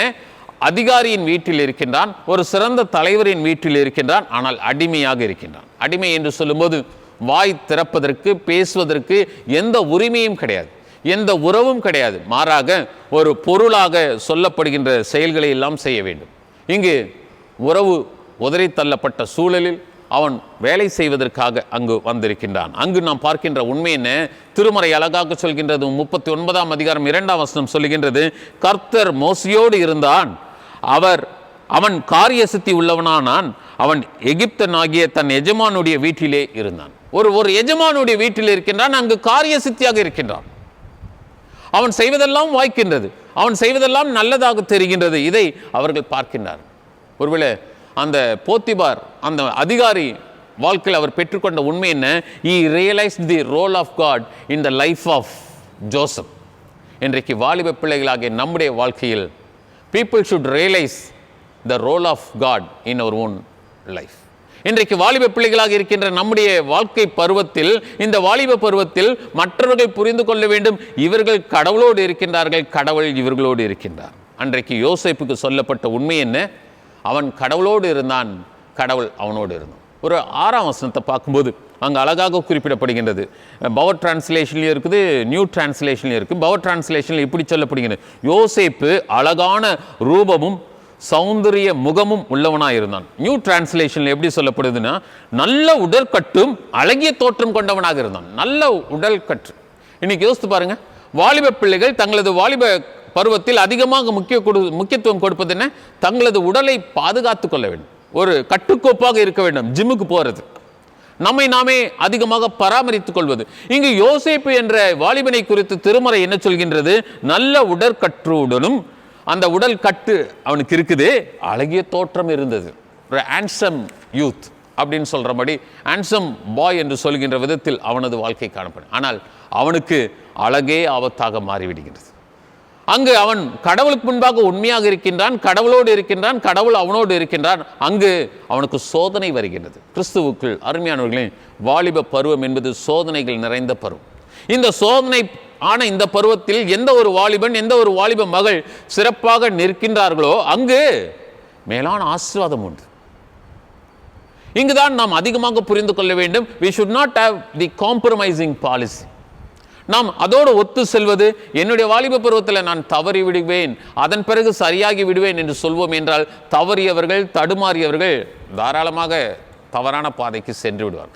ஆரம்பத்திலேயே அதை கிள்ளி எறிந்து விட வேண்டும், அதை தவிர்த்து விட வேண்டும். சோதனை உண்டு, நமக்கு டெஸ்ட் உண்டு, டெம்டேஷன் உண்டு. வாலிப பருவத்தில் நாம் நம்முடைய சக வாலிப பிள்ளைகளோடு சேரும்போது நம்முடைய கூட்டுறவில் பல காரியங்கள் பேசப்படுகின்றது, பல காரியங்கள் செய்யப்படுகின்றது. ஆனால் அதிலெல்லாம் இங்கு இயேசு கிறிஸ்து இருந்தால் என்ன செய்வார்? இயேசு கிறிஸ்துவின் போதனை என்ன சொல்கின்றது? திருமறை என்ன சொல்கின்றது? அதை புரிந்து கொண்டு நாம் செயல்படும் போது அது சிறப்பானதாகும். அங்கு அவனுக்கு தவறான காரியத்திற்கு போத்திபாரின் மனைவி அழைப்பு கொடுக்கின்றார். கொடுக்கும்போது அவனது நடவடிக்கைகள் எப்படி இருக்கின்றது? உண்மை சார்ந்ததாக இருக்கின்றது. அங்குதான் நாம் பார்க்கின்றோம் உண்மையின் இடர்பாடு. ஒருவேளை கொஞ்சம் யோசித்து பார்க்கும்போது அந்த சூழ்நிலையில் நாம் பெற்றுக்கொள்கின்ற உண்மை எப்படியாக இருக்கின்றது என்றால், அவனுக்கு பலாத்காரம் செய்யப்படுகின்ற ஒரு சூழ்நிலை. முதலாவதாக பார்த்தது அஃபினிட்டி, இரண்டாவதாக பார்ப்பது இன்டிகிரிட்டி. அவனுக்கு அங்கு சோதனை வந்து விடுகின்றது. அந்த சோதனையில் அவன் தன்னுடைய இன்டிகிரிட்டியை பத்திரமா பார்த்துக்கிறான். இன்னைக்கு கொஞ்சம் யோசித்து பாருங்க, பல நேரங்களில் நாம் பேசுகின்ற உண்மை என்ன? என்னுடைய இன்டிகிரிட்டியை அவன் கொஸ்டின் பண்ணிட்டான். என்னுடைய இன்டிகிரிட்டியை கொஸ்டின் பண்ணுறதுக்கு அவன் யாரு? என்னுடைய வாழ்க்கை இப்போ ஏற்பட்டது என்று நாம் சொல்கின்றோம். இங்கு யோசேப்பினுடைய இன்டிகிரிட்டிக்கு கொஸ்டின் வந்தது, ஆனால் அவன் அதை பாதுகாத்து கொண்டான். என்ன அவனுடைய நோக்கம்? என்ன அவனுடைய புரிந்து கொள்ளுதல்? நான் எஜமானுக்கும் பாவம் செய்ய மாட்டேன், என்னை படைத்த கடவுளுக்கும் பாவம் செய்ய மாட்டேன். இங்குதான் மனம் திரும்பிய மைந்தனை குறித்து நாம் அதிகமாக புரிந்து கொள்ள வேண்டும். தந்தையை துறந்துவிட்டு, தந்தையை மறுத்துவிட்டு, மறைத்துவிட்டு அவன் கடந்து செல்கின்றான். தனக்குரிய பணத்தை பெற்றுக்கொள்கின்றான், தனக்குரியவற்றை பெற்றுக்கொள்கின்றான், அவன் கடந்து செல்கின்றான். அவன் திரும்பி வரும்போது என்ன சொல்றான்? உமக்கும் நான் பாவம் செஞ்சுட்டேன், என்னை படைத்த கடவுளுக்கும் நான் பாவம் செய்து விட்டேன். கிறிஸ்துவுக்குள் அருமையானவர்களே, வாலிப மகன் யோசேப்பை பார்க்கின்றோம். ஆனால் யோசேப்பு என்ன சொல்கின்றான்? உண்மையில் வருகின்ற இடர்பாட்டை அவன் பெரிதாக நினைக்கவில்லை. இன்டிகிரிட்டியை அதிகமாக முக்கியப்படுத்தினான். எனக்கு கடவுள் தான் முக்கியம், நான் இந்த காரியத்திற்கு இணங்க மாட்டேன், இதற்கு நான் ஒத்து போக மாட்டேன் என்று உண்மையாக இருக்கின்றான். ஆனால் அவனுக்கு என்ன நடந்தது? உண்மையாக இருந்ததினால் இடர்பாடு வந்தது. என்ன இடர்பாடு? சிறைக்கு சென்றான். அவன் மேல் தவறான காரியங்கள் அந்த நாட்களிலேயே சொல்லப்பட்டது. அவன் நல்ல மனிதன், உண்மையானவன், நல்ல வாலிபன். ஆனால் அவன் மேல் இந்த சுமையானது தவறுதலாக சுமத்தப்பட்டது. அதன் விளைவாக அவன் சிறைவாசம் செல்லுகின்றான். ஆனால் நடைபெறுகின்ற உண்மை என்ன? கடவுள் அவனோடு இருக்கின்றார். ஆகவே நாம் நன்றாக புரிந்து கொள்ள வேண்டும். அஃபினிட்டி இருக்கின்றது, இன்டிகிரிட்டி இருக்கிறது. உறவில் நிலைப்பாடு உண்டு, உண்மையில் இடர்பாடு. உண்மையாக இருந்தால் கஷ்டம் உண்டு. இயேசு கிறிஸ்துவுக்கும் சோதனை வந்துச்சு. சாத்தான் வரான், அந்த நேரத்தில் அவர் பசியாக இருக்கின்றார். அந்த பசி, அந்த உணர்வை அவன் பயன்படுத்தி கொள்கின்றான். பயன்படுத்தி கொண்டு என்ன செய்கின்றான்? இயேசு கிறிஸ்துவை சோதிக்கின்றான். இன்றைக்கு நம்முடைய வாழ்க்கையிலும் இந்த வாலிப பருவத்தில் அதிகமான சோதனைகள் வரும். நாம் இதை முக்கியப்படுத்தாமல் கடவுளுடைய போதனையை முக்கியப்படுத்துவோம் என்றால் நாம் சாதனை படைக்க முடியும். மூன்றாவதாக உண்மையின் வெளிப்பாடு. முதலாவதாக பார்த்தது உறவின் நிலைப்பாடு, அஃபினிட்டி. இரண்டாவதாக பார்த்தது உண்மையின் இடர்பாடு, இன்டிகிரிட்டி. மூன்றாவதாக பார்ப்பது உண்மையின் வெளிப்பாடு, கிராஜுவிட்டி. இன்றைக்கு ஒரு மனிதனுடைய வாழ்க்கையில் கிராஜுவிட்டி என்ற வார்த்தையை நாம் பார்க்கும்போது அதற்கு கொடுக்கப்படுகின்ற அர்த்தம் என்ன? ஒரு ப்ரொமோஷன், ஒரு சிறப்பான காரியம் இவர்களது வாழ்க்கைக்கு கொடுக்கப்படுகிறது. இங்கே சிறையில் இருக்கின்றான், அவனுக்கு சிறப்பு அந்தஸ்து கொடுக்கப்படுகிறது. யோசேப்பு என்ற வாலிபன் சிறையில் இருக்கின்றான். அந்த 22ஆம் வசனம் 23ஆம் வசனத்தெல்லாம் நீங்கள் வாசித்து பார்த்தீங்கன்னா அங்கு அழகாக குறிப்பிடப்படுகின்றது அவன் எத்தகைய மனிதனாக புரிந்து கொள்ளப்பட்டான். ஒருவேளை கொஞ்சம் யோசித்து பார்க்கும்போது அங்கு 21ஆம் வசனத்தை வாசிக்கின்றேன். கர்த்தரோ யோசேப்போடு இருந்து அவன் மேல் கிருபை வைத்து சிறைச்சாலை தலைவனுடைய தயவு அவனுக்கு கிடைக்கும்படி செய்தார். கர்த்தர் அவனோடு இருந்தபடியினாலும் அவன் எதை செய்தானோ அதை கர்த்தர் வாய்க்க பண்ணினபடியினாலும் அவன் வசமாயிருந்த அனைத்து காரியங்களும் சிறைச்சாலை தலைவனால் அதிகமாக போற்றப்பட்டது. கொஞ்சம் யோசித்து பாருங்க. சிறையில் சிறப்பு. அவனை சிறைக்கு அனுப்பிவிட்டார்கள். அவனை ஒரு வித்தியாசமான வாழ்க்கைக்கு அனுப்பிவிட்டார்கள். செய்யாத தவறு, பொய் அங்கு உருவம் பெற்றுவிட்டது. ஆனால் கடவுள் அங்கு இருக்கின்றார். உண்மை உயர்த்தப்படுகிறது. உண்மையின் வெளிப்பாடு, கிராஜுவிட்டி. அஃபினிட்டி உண்டு, இன்டிகிரிட்டி உண்டு, நம்முடைய வாழ்க்கையில் கிராஜுவிட்டி உண்டு. நாம் அதிகமாக செய்ய வேண்டியது இயேசு கிறிஸ்துவை நமது அளவுகோலாக நாம் வைத்துக்கொள்ள வேண்டும். அவன் அடிமைதான், அவன் அடைக்கப்பட்டவனாக இருந்தான், ஒரு குழியில் போடப்பட்டான், அவன் அதிகாரம் அவனுக்கு கொடுக்கப்பட்டது. அந்த அதிகாரத்தில் அவன் அவமதிக்கப்பட்டான், அலக்களிக்கப்பட்டான், அவமானப்படுத்தப்பட்டான். ஆனால் நடந்தது என்ன? அந்த அவமானமே அவனுக்கு வெகுமானமாக மாறிவிட்டது. இன்றைக்கு நம்முடைய வாழ்க்கையில் பல நேரங்களில் நாம் தெரிந்து கொள்ள வேண்டியது, சமுதாயம் நம்மை எப்படியாவது சுரண்ட முயற்சிக்கின்றது. In our society, we see the exploitation in all our fields. நம்ம எந்த துறையில் போனாலும் we can see the exploitative people. அங்கு நம்மை எப்படியாவது சுரண்ட வேண்டும், எப்படியாவது தன்மையப்படுத்த வேண்டும் என்று நம்மை வழிநடத்துகின்றார். ஆனால் இதன் மத்தியில் நாம் உண்மையானவர்களாக இருக்க வேண்டும். எதற்காக யோசேப்பு என்ற வாலிபனை குறித்து மிகவும் அழகானவன், ஹேண்ட்ஸமாக இருந்தான் அப்படின்னு திருமறையே சொல்லுது. அவன் உடல் கட்டு கொண்டவனாக இருந்தான், தோற்றத்தில் அழகாக இருந்தான் என்று சொல்கின்றது. அவனுக்கு வந்த சோதனை அது. இன்றைக்கு வாலிப பருவத்தில் நமக்கு சோதனை உண்டு. அதை வேதனையாக பார்க்க வேண்டும். அந்த சோதனையில் இறைவனுடைய போதனையை நாடுவோம். அந்த போதனையை நாடும்போது சரித்திரத்தில் நாம் சாதனை படைக்க முடியும். அதற்காகத்தான் நாம் அழைக்கப்பட்டு இருக்கிறோம். இன்றைக்கு குடும்ப வாழ்க்கையாக இருந்தாலும் சரி, திருக்குடும்ப வாழ்க்கையாக இருந்தாலும் சரி, சமுதாய வாழ்க்கையாக இருந்தாலும் சரி, நமக்கு உறவில் நிலைப்பாட்டை புரிந்து கொள்ள வேண்டும். நம்மோடு கூட இருப்பவர்கள் எதேதோ பேசுவார்கள், எதேதோ சொல்வார்கள். ஆனால் கடவுள் இதை விரும்புவாராம். இன்றைக்கு பல நேரங்களில் வாலிப பிள்ளைகள் தவறான திசைக்கு திருப்பப்படுகின்றார்கள். வாலிப பிள்ளைகள் தவறான பழக்க வழக்கத்திற்கு வழிநடத்தப்படுகின்றார்கள். வாலிப பிள்ளைகள் திருச்சபையிலும் சரி, நம்முடைய உலக வாழ்க்கையிலும் சரி, தவறான காரியங்களுக்கு மற்றவர்களால் வழிநடத்தப்படுகின்றனர். அதன் மூலமாக வாழ்க்கையை இழந்து விடுகின்றனர். கொஞ்சம் யோசித்து பாருங்க. இன்றைக்கு யார் யார் மனிதர்களாக இருக்கின்றார்களோ, யார் யார் சிறந்த மனிதர்களாக இருக்கின்றார்களோ அவர்கள் தங்களது வாலிப பருவத்தை காத்து கொண்டார். ஆனால் தான் திருமறையில் சங்கீதக்காரன் அழகா சொல்றான், வாலிபன் தன்னுடைய வாழ்க்கையை எப்படியாக அலங்கரித்து கொள்ள முடியும்? கர்த்தருடைய வார்த்தையின் மூலமாகத்தான். இன்றைக்கு நீங்கள் செய்ய வேண்டியது, you need to give much importance to the word of God.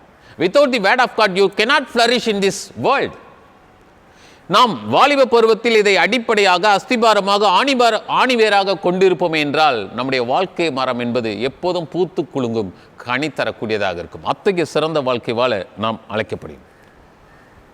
ஒரு சில நாட்களுக்கு முன்பு ஒரு வாலிப மகனின் வாழ்க்கையில் நடந்த நிகழ்வை நான் வாசித்தேன். ஒரு நகரத்தில் தாயும் தந்தையுமாக வாழ்க்கை பயணத்தை பயணித்தார்கள். நல்ல ஒரு ஃப்ளாட்ஸு, பக்கத்தில் ஒரு ஃப்ளாட், ரெண்டும் எதிரே எதிரே வாசல் இருந்ததினால் அடிக்கடி இந்த ஃப்ளாட்டில் இருக்கவங்களும் அந்த ஃப்ளாட்டில் இருக்கவங்களும் சந்திப்பார்கள். நியூலி மேரிட் கப்பலாக இருந்த இவர்களுக்கு 13 ஆண்டுகள் குழந்தையே இல்லை. After 13 years they got a son. ஒரு மகனை பெற்றெடுத்தார்கள். ஆகவே அந்த மகனுக்கு எது எதுக்கு தேவையோ அவ்வளோத்தையும் கொடுத்து கொண்டே இருந்தார்கள். எதிரே ஒரு வாலிபன் இருந்தான். அந்த வாலிபன் சட்ட வல்லுநராக செயல்பட்டு கொண்டார், ஒரு அட்வொகேட். இந்த சட்ட வல்லுநருக்கு சமுதாயத்தின் மேல் அதிகமாக நம்பிக்கை உண்டு. இந்த சமுதாயத்தில் கடவுள் விரும்புகின்ற விதத்தில் சட்டத்தை நான் பேசி பலரை விடுதலைக்கு நேராக வழிநடத்துவேன் என்று ஒரு கமிட்டட் லாயராக, பொய் பேச விரும்பாத லாயராக, உண்மையை வெளிப்படுத்துகின்ற லாயராக அவர் வாழ்ந்து கொண்டிருந்தார். அவர் திருமணம் செய்து கொள்ள வேண்டும். மாலை நேரத்தில் அவரும் வருவார், இவர்கள் மூவரும் அங்கு அமர்வார்கள், பேசுவார்கள். அவ்வாறு பேசும்போதெல்லாம் இந்த அட்வொகேட் அந்த சின்ன பையனை அதிகமாக முக்கியப்படுத்தார். பையன் வளர்ந்தான், 10 வயசாச்சு, 12 வயசாச்சு. இந்த 10, 12, 13 வயசுலாம் ஆகும்போது அப்பா அம்மாவோட அவன் சண்டை போட ஆரம்பித்தான். ஏன் சண்டை போட ஆரம்பிச்சான்னா, ஓவராக செல்லம் கொடுத்துட்டாங்க, ஓவராக அவனுக்கு முக்கியத்துவம் கொடுத்துட்டாங்க. எது கேட்டாலும் வாங்கி தரணும், தரலைன்னா வீட்டில் தகராறு பண்ணுறது, தரலைன்னா வீட்டில் பிரச்சனை பண்ணுறது. அப்போதெல்லாம் இந்த அட்வொகேட் அங்கேயும் அட்வொகேட் பணியை செய்வார். போய் பேசுவார், பேசி அம்மா நீங்கள் கொடுத்துருங்க. சில நேரத்தில் அவங்க முடியாதுன்னு சொன்னால் இவர் வாங்கி கொடுப்பார். அவனுக்காக வக்காலத்து வாங்குவார், அவனுக்காக பேசுவார். ஒரு நாள் பக்கத்து ஃப்ளாட்டில் இருந்த ஒரு வண்டியை தட்டி விட்டுட்டு வந்துட்டான். தட்டி விட்டுட்டு வந்தோடனே அந்த மனிதன் போலீஸில் போய் கம்ப்ளைண்ட் கொடுத்துட்டோம். அப்போ இந்த அட்வொகேட் போய் நாங்கள் அதுக்குரிய காம்பன்சேஷன் கொடுத்துறோம், பையனை ஒன்றும் பண்ணாதீங்கன்னு சொல்லி கூட்டிட்டோம். இப்படி ஒவ்வொன்றுத்துக்கும் இந்த அட்வொகேட் அவனது வாழ்க்கையில் குறுக்கிட்டு கொண்டே இருந்தார். ஒரு நாள் செய்யக்கூடாத ஒரு காரியத்தை, ஒரு கொலையை செய்து விட்டான். அதில் இவன் பிடிபட்டு விட்டான். அப்பா அம்மா விட்டு விட்டார்கள். நாங்கள் எவ்வளோ செய்தோம், எவ்வளோ உனக்கு சொன்னோம், நீ கீழ்ப்படியில், இன்னைக்கு மாட்டிட்டோம். அவன் சிறைச்சாலையில் இருக்கின்றான். அப்போது அந்த கேஸ் வருகின்றது. வருடங்கள் ஓடிவிட்டது. இவனுக்கும் அந்த அட்வொகேட்டுக்கும் எந்த தொடர்பும் இல்லாத ஒரு சூழ்நிலை வந்துவிட்டது. பெற்றோரோடு தொடர்பில்லாத சூழ்நிலை வந்துவிட்டது. வருடங்களாக அனுபவித்து கொண்டு இருக்கின்றான். ஜட்ஜ்மெண்ட்டுக்காக நெருங்குகின்ற சூழல். அப்போது ஜட்ஜ் மாறி வராரு. இந்த பையனை காவல்துறையினர் அந்த குற்றவாளியின் கூண்டில் ஏற்றி அவனை பற்றி இறுதி குற்றப்பத்திரிகையை தாக்கல் செய்கிறாங்க. அவனுக்கு தீர்ப்பு கொடுக்க வேண்டிய நேரம் வந்தாயிற்று.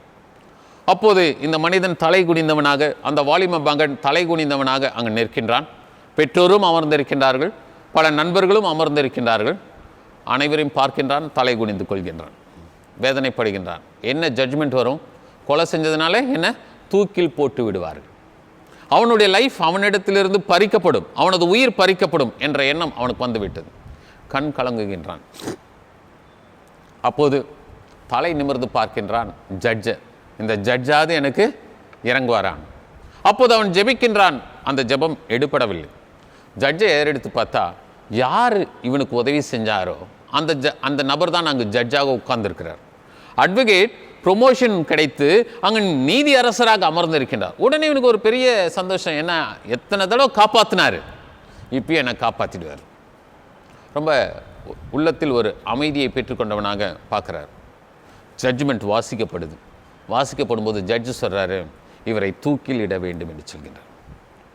சொல்லிவிட்டு அவர் கடந்து சென்று விடுகின்றார். அப்போது காவல்துறையினர் இவனை தரவென்று பிடித்து இழுத்து செல்கிறார். அப்போது காவல்துறையினர் இடத்துல சொல்கிறான், அந்த ஜட்ஜுக்கிட்ட ஒரு வார்த்தை நான் பேசணும் அப்படின்னு. உடனே அப்படிலாம் பேச விட முடியாது. இல்லை, தயவுசெய்து எனக்கு அவர் தெரியும், நான் பேசணும். அப்போது அந்த மகன் கேட்டதற்காக நீதி அரசரின் அறைக்கு காவல்துறையினர் அந்த மகனை அழைத்து செல்கின்றார்கள். அவரும் பேச அனுமதி கொடுத்தார். அப்போது அந்த மகன் கேட்குறான், என்னை எல்லா நேரமும் காப்பாற்றுனீங்களே, இப்போ என்னை கைவிட்டுட்டீங்களேன்னு கேட்குறான். அப்போ அவர் சொல்கிறாரு, உனக்கு போதுமான காலங்கள் கொடுக்கப்பட்டது, அந்த காலங்களை நீ நிராகரித்து விட்டாய், நீ உன் இஷ்டத்துக்கே செயல்பட்டு விட்டாய். அப்போது நான் அட்வொகேட்டாக இருந்தேன், இப்போ நான் ஜட்ஜாக வந்துட்டேன்.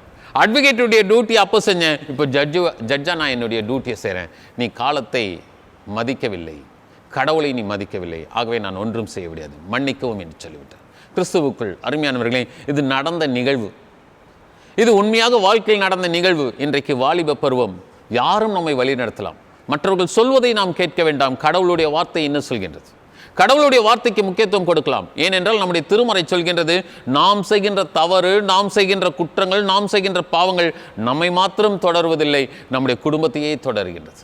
ஆகவே நாம் கவனமாக இருக்க வேண்டும், கருத்துடன் இருக்க வேண்டும். இந்த கவனத்தையும் கருத்தையும் கர்த்தரின் பேரில் வைப்போம் என்றால் நம்முடைய வாழ்க்கை கண்மலையின் மேல் கட்டப்பட்ட கட்டடமாக காணப்படும். ஆகவே இந்த நாளில் நாம் 3 உண்மைகளை யோசிப்பு மூலமாக பார்த்தோம். அஃபினிட்டியை பார்த்தோம், இன்டிகிரிட்டியை பார்த்தோம், நம்முடைய வாழ்க்கையில் கிராஜுவிட்டியையும் பார்க்க வேண்டும். ஆகவே இத்தகைய ஒரு சிறப்பு சிந்தையை நாம் பெற்றுக்கொண்டவர்களாக வாலிப பருவத்தில் வல்லவராகிய இயேசு கிறிஸ்துவின் வலது கரத்தை பிடித்து கொண்டு நாம் தொடர்ந்து செயல்படுவோம். கர்த்தர் தாமே நம் ஒவ்வொருவரையும் ஆசீர்வதித்து வழிநடத்துவாராக. ஆமேன். ஜெபம் செய்வோம். அன்பின் தந்தையே, எங்களது குடும்பத்தில் நீர் வாலிப பிள்ளைகளை கொடுத்திருக்கின்றீர். அதற்காக நாங்கள் நன்றி செலுத்துகிறோம். ஆண்டவரே, வாலிப பிள்ளைகள் பகுத்தறிவோடு உம்முடைய நிறைவான ஞானத்தோடும் இந்த உலகத்தின் காரியங்களை புரிந்து கொள்ளவும், உறவின் காரியங்களை புரிந்து கொள்ளவும் உம்மில் வளரும் நீர் அருள் தாரும்.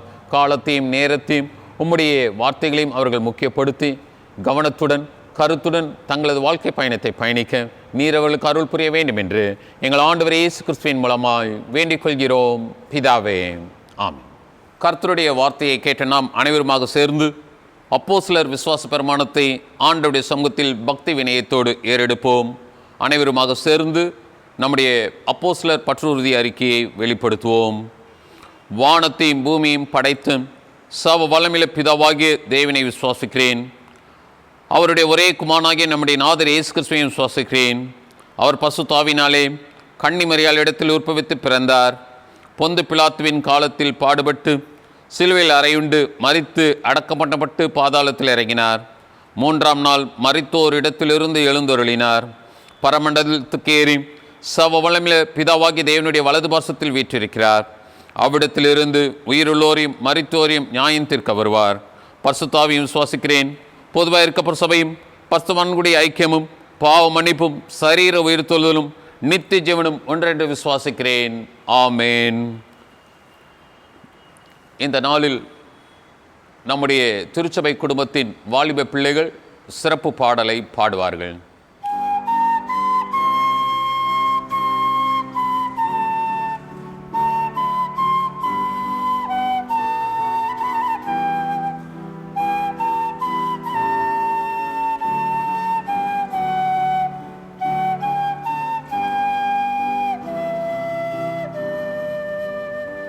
सर्वसृष्टिக்கும் எஜமான நீரே, சர்வ சிருஷ்டியை காப்பவர் நீரே, எங்கள் இதயத்தில் உம்மை போற்றுகிறோம், என்றென்றும் பணிந்து தொழுவோம்.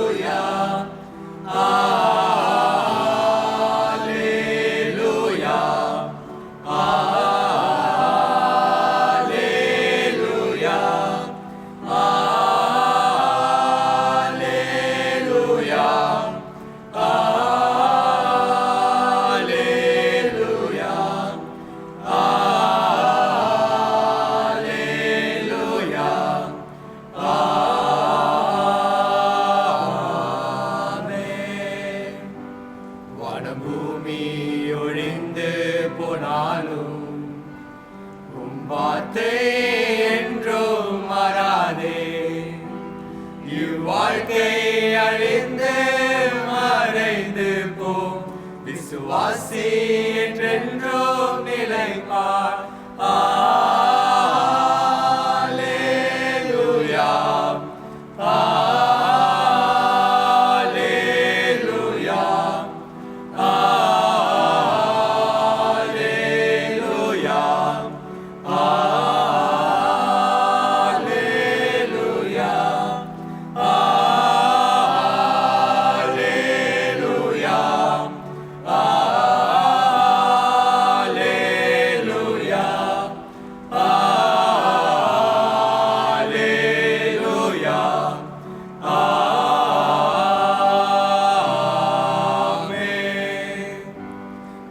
மனிதர்க்கும் ஆண்டவர் நீரே, எல்லா ஆசீர்வாதத்திற்கும் ஊற்றே, எங்கள் இதயத்தை உம்மிடம் படைக்கின்றோமே, எங்குகின்றோம் உம் ஆசை பெறவே.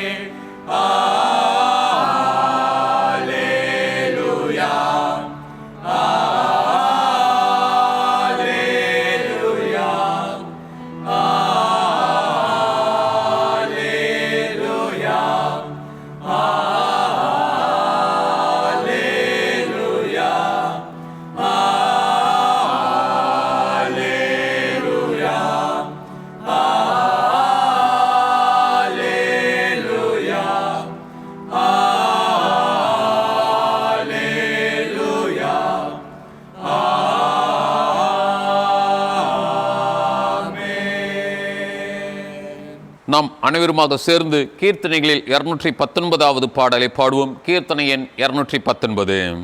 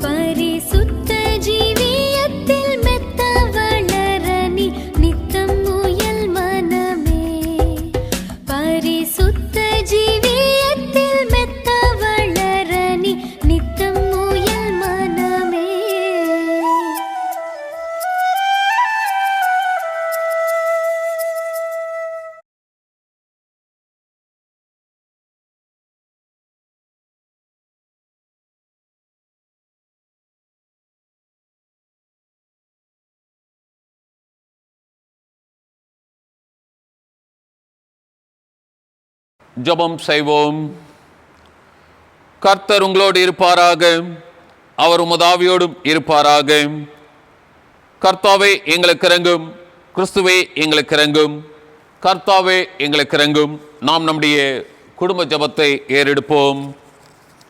பரமண்டலங்களில் இருக்கின்ற எங்கள் பிதாவே, உம்முடைய நாமம் பரிசுத்தப்படுவதாக, உம்முடைய ராஜ்யம் வருவதாக, உம்முடைய சித்தம் பரமண்டலத்திலே செய்யப்படுகிறது போல பூமியிலையும் செய்யப்படுவதாக. அன்றன்றுள்ள அப்பத்தை எங்களுக்கு இன்று தாரும்.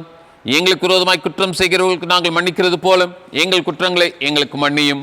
எங்களை சோதனைக்குள் பிரவேசிக்க பண்ணாமல் தீமை நின்று எங்களை ரட்சித்துக் கொள்ளும்.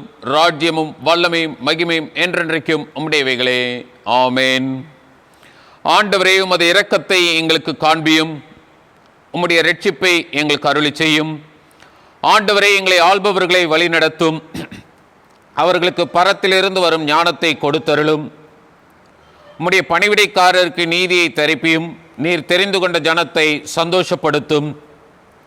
ஆண்டவரே, உமது ஜனத்தை ரட்சியும், உம்முடைய சுதந்திரத்தை ஆசீர்வதியும். ஆண்டவரே, எங்கள் காலத்தில் சமாதானத்தை தந்தருளும். தேவரீரே அல்லாமல் உலகத்தை ஆளுபவர் வேறு ஒருவரும் இல்லை. கடவுளே, எங்கள் இருதயங்களை சுத்திகரியும், உம்முடைய பரிசுத்த ஆவியை எங்களிடத்திலிருந்து எடுத்துக்கொள்ளாதையும். ஜெபம் செய்வோம்.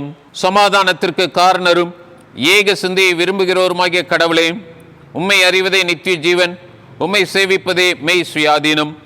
தேவரீரை தஞ்சமாக கொண்டிருக்கிறோம். அது அடியாராகிய நாங்கள் எந்த விரோதிகளுடைய வல்லமைக்கும் பயப்படாது இருக்கும்படி எங்கள் சத்துருக்கள் செய்கிற எல்லா காரியங்களினின்றும் எங்கள் ஆண்டவர் இயேசு கிறிஸ்துவின் வல்லமையினால் எங்களை காப்பாற்றி அருளும். ஆமேன். கடவுளுடைய கிருபைக்காக ஆண்டவருடைய சமூகத்தில் மன்றாடுவோம். சர்வ வல்லமையுள்ள நித்திய கடவுளே, இந்நாள் வரையும் எங்களை சுகமாய் நடத்தி வந்த எங்கள் பரமபிதாவாகிய ஆண்டவரே, இந்நாளிலும் முது மிகுந்த வல்லமையினால் எங்களை காப்பாற்றி நாங்கள் யாதொரு பாவத்திற்கும் உட்படாமலும் எவ்விதமான மோசத்திலும் அகப்படாமலும் உமது பார்வைக்கு நீதியாயிருக்கிறது எப்போதும் செய்கிறதற்கு நாங்கள் செய்கிற எல்லாவற்றையும் உமது ஆளுகையினாலே நடத்தி அருள வேண்டும் என்று எங்கள் ஆண்டவர் இயேசு கிறிஸ்துவின் மூலமாய் வேண்டிக் கொள்கிறோம். ஆமேன். இத்தருணத்தில் ஒருமனப்பட்டு உம்மை நோக்கி எங்கள் பொதுவான விண்ணப்பங்களை செய்ய எங்களுக்கு கிருபை அளித்த சர்வ வல்லமையுள்ள கடவுளே, 2 பேராவது 3 பேராவது என் நாமத்தினாலே கூடி வரும்போது அவர்கள் கேட்கிறவைகளை அருளி செய்வேன் என்று வாக்கு அருளி இருக்கிறீரே. கர்த்தாவே, உமது அடியாராகிய எங்களுக்கு வேண்டிய நன்மைகள் உண்டாக நாங்கள் எங்கள் விருப்பங்களையும் வேண்டுதலையும் இப்போது உம்முடைய சமூகத்தில் பெற்றுக்கொண்டு இம்மையிலே உம்முடைய சத்தியத்தை அறிகிற அறிவையும் மறுமையிலே நித்திய ஜீவனையும் எங்களுக்கு கட்டளையிட்டு அருளும். ஆமேன். அன்பின் தந்தையே, நீர் எங்களுக்கு நிறைவான வாழ்க்கையை அருட்கொடையாக கொடுத்திருக்கின்றீர். குடும்ப வாழ்க்கையை தந்திருக்கின்றீர். அந்த குடும்ப வாழ்க்கையின் தந்தையாகவும் தலைவராகவும் நீர் என்றும் காணப்படுகின்றீர். அதற்காக நாங்கள் நன்றி செலுத்துகின்றோம். ஆண்டவரே, குடும்ப வாழ்க்கையில் குதூகலத்தை ஏற்படுத்த குழந்தை செல்வங்களை நீர் அருட்கொடையாக தருகின்றீர். குழந்தைகள் உம்முடைய சொத்தாக, உம்முடைய தனித்தன்மைகளை கொண்டதாக எங்களது வாழ்க்கையில் காணப்படுகின்றது. அந்த குழந்தைகளை பாதுகாக்கவும் பராமரிக்கவும் பாதை காட்டவும் நீர் எங்களது வாழ்க்கையில் அவர்களை கொடுத்திருக்கின்றீர் என்ற உணர்வினை பெற்றுக்கொண்டவர்களாகும் இந்த நாளிலும் உம்முடைய சமூகத்தில் மன்றாடுகின்றோம். ஆண்டவரே, எங்களது திருச்சபை குடும்பத்தில் நீர் அருட்கொடையாக கொடுத்திருக்கின்ற வாலிப பிள்ளைகளுக்காக நாங்கள் நன்றி செலுத்துகின்றோம். எங்களது திருச்சபை குடும்பத்தில் வாலிப பிள்ளைகளாக இருக்கின்ற ஒவ்வொருவரையும் உம்முடைய அற்புத கரத்தின் கீழ் இந்த நேரத்தில் கொண்டு வருகின்றோம். ஆண்டவரே, நீர் அவர்களோடு கூட இரும். வாலிப பருவம் என்பது துருவங்களை தாண்டக்கூடிய பருவங்களாகவும் சிறப்பாக வல்லமை நிறைந்ததாகவும் வலிமை நிறைந்ததாகவும் காணப்படுகின்றது. அந்த காலகட்டங்களை, அந்த பருவங்களை உம்முடைய பகிர்வோடு அவர்கள் பகிர்ந்து கொள்ளவும், உம்முடைய பாதையில் அவர்கள் பயணிக்கவும், தொடர்ந்து நீர் அவர்களை பாதுகாக்கும்படியாகவும் பராமரிக்கும்படியாகவும் பதப்படுத்தும்படியாகவும் பக்குவமாக வழிநடத்தும்படியாக நாங்கள் செபிக்கின்றோம். கர்த்தரை நம்பியிருக்கின்ற வாலிப பிள்ளைகள் என்றைக்கும் சிறப்பாக இருப்பார்கள் என்பதை அவர்கள் உணர்ந்து அவர்களது எதிர்காலம் சார்ந்து உம்முடைய திருக்கரத்தை மாத்திரம் பற்றி பிடித்து கொண்டு எங்களது திருச்சபை குடும்பத்தின் வாலிப பிள்ளைகள் தங்களது வாழ்க்கை பயணத்தை பயணிக்க அருள் தாரும். ஆண்டவரே, வாலிப பிள்ளைகளை வழிநடத்துகின்ற பெற்றோராகிய எங்களை, திருச்சபையின் பெரியோராகிய எங்களையும் நீர் ஆஸ்வதியும். அவர்கள் வலுவாத வாழ்க்கை வாழ நீங்கள் அவர்களை வழிநடத்த வேண்டும் என்று எங்களுக்கு நீர் கட்டளையிட்டு இருக்கின்றீர். அதை உணர்ந்தவர்களாக உம்முடைய கட்டளை ஏற்றவர்களாக நாங்கள் தொடர்ந்து பிள்ளைகளை வலுவாத வாழ்க்கைக்கு வழிநடத்த நீர் எங்களுக்கு அருள் புரியும்படியாகவும் உம்முடைய ஞானத்தையும் உம்முடைய அறிவையும் உம்முடைய புரிந்து கொள்ளுதலையும் எங்களுக்கு தந்து எங்களையும் ஆஸ்வதிக்கும்படியாக நாங்கள் செபிக்கின்றோம். ஆண்டவரே, இந்த நாளிலும் இந்த ஆராதனை வேளையில் பங்கு பெற்ற பெரியோரையும் சிறியோரையும் நீர் ஆஸ்வதியும். ஒவ்வொருவருடைய வாழ்க்கையிலும் இந்த புதிய வாரம் என்பது ஒரு திருத்தத்தையும் திருப்பத்தையும் தரக்கூடிய வாரமாக அமைய நீர் அருள் தாரும். ஆண்டவரே, நாங்கள் எதிர்நோக்கி இருக்கின்ற காலகட்டங்களில் உம்மை உம்முடைய வீட்டிற்குள்ளாக வந்து கும்பிட உம்மை வழிபட நீர் எங்களுக்கு காலத்தையும் நேரத்தையும் வாய்க்க செய்யும்படியாக நாங்கள் செபிக்கின்றோம். ஆண்டவரே, நீர் செய்து வருகின்ற அற்புதத்திற்காக அதிசயத்திற்காக நாங்கள் நன்றி செலுத்துகின்றோம். எங்களது சென்னை பட்டணத்தில் எங்களது தமிழ்நாட்டில் நீர் இந்த தொற்றின் மறைவினை கொடுத்து வருகின்றீர். அது மறைந்து வருகின்றது. அது இருக்கின்ற இடம் தெரியாமல் தெரிந்து வெளிப்படுத்தப்படுகின்றது. அதற்காக நாங்கள் நன்றி செலுத்துகிறோம். ஆண்டவரே, எங்களது தமிழ்நாடு காக்கப்படவும் எங்களது தமிழ்நாடு என்பது உம்மை அதிகமாக வெளிப்படுத்துகின்ற ஒரு நாடாக காணப்படவும் நீர் அருள் தாரும். அதற்காக எங்களது அரசு எடுக்கின்ற எல்லா முயற்சிகளிலும் நீர் அவர்களோடு கூட இருந்து நீர் அவர்களை முன்னேற்றமான பாதையில் வழிநடத்தும்படியாக நாங்கள் செபிக்கின்றோம். அன்பின் தந்தையே, இந்த நாளிலும் இந்த தொற்றினால் பாதிக்கப்பட்டு இருக்கின்ற மக்களுக்காகவும் இதர வியாதிகளினால் பாதிக்கப்பட்டு இருக்கின்ற மக்களுக்காக நாங்கள் உம்முடைய சமூகத்தில் செபிக்கின்றோம்.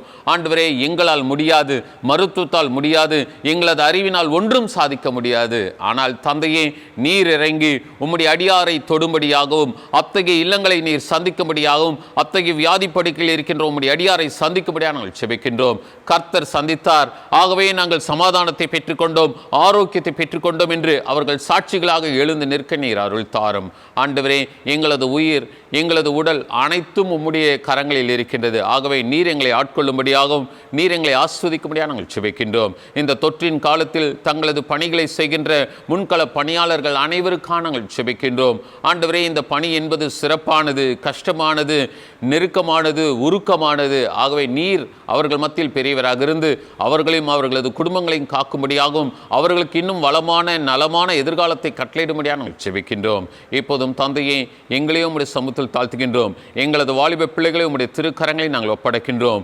நாங்கள் உலகத்திற்குள்ளாக புறப்பட்டு செல்கின்றோம். நீர் தாமே எங்கள் மத்தியிலிருந்து எங்கள் ஒவ்வொருவரையும் தொடர்ந்து ஆட்கொண்டு ஆசீர்வதித்து வழிநடத்த வேண்டும் என்று எங்கள் கர்த்தராகிய இயேசு கிறிஸ்துவின் மூலமாய் வேண்டிக் கொள்கிறோம் பிதாவே, ஆமென்.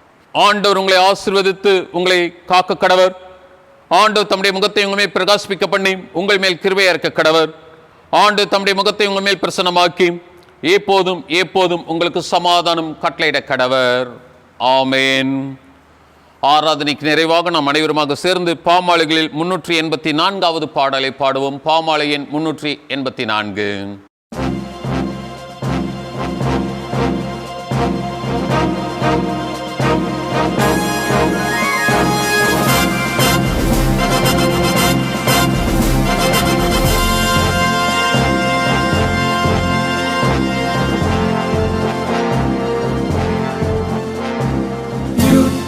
செய்வோம் வாரும் கிறிஸ்து வீரரே, இயேசு சேனை காத்த பின்னே செல்வோமே, வெற்றி வேந்தராக முன்னே போகிறார், ஜெய கொடியேற்றி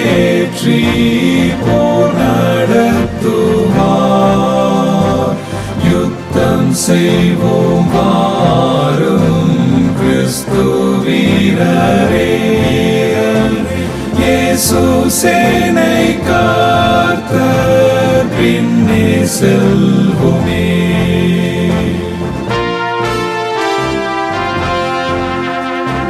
கிறிஸ்து வீரர் வாழி வெல்ல முயலும், பின்னிடாமல் நின்று ஆரவாரியும், சாத்தான் கூட்டம் அந்த தோனி காதிரும், நரகாஸ்தி வாரம் அஞ்சி அசையும், யுத்தம் செய்வோம் வாரும் கிறிஸ்து வீரரே, இயேசு சேனை காத்த பின்னே செல்வோமே.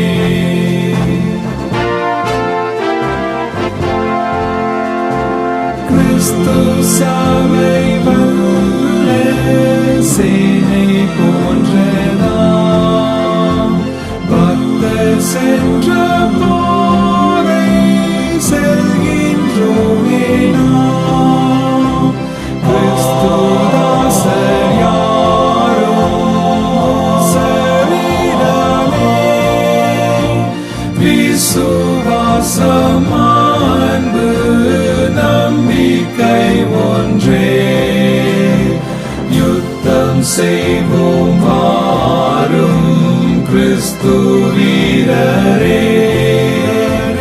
இயேசு சேனை காக்க பின்னே செல்வோமே.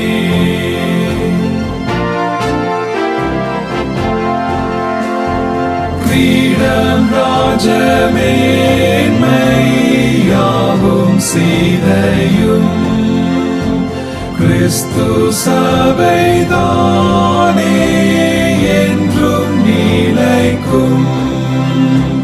நரகத்தின் வாசல் ஜெயம் கொள்ளாதே என்ற திவ்ய வாக்கு வீணாய் போகாதே. யுத்தம் செய்வோம் வாரும் கிறிஸ்து வீரரே. இயேசு சேனை காக்க பின்னே செல்வோமே.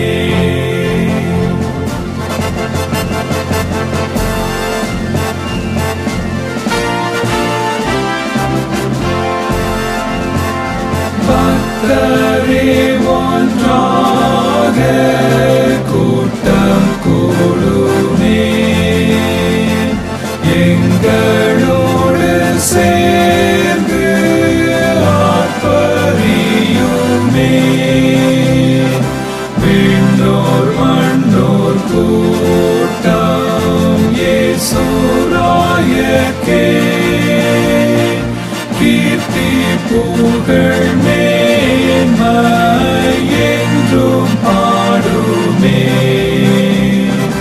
யுத்தம் செய்வோம் வாரும் கிறிஸ்து வீரரே. இயேசு சேனை காத்த பின்னே செல்வோமே. இயேசு சேனை காத்த பின்னே செல்வோமே.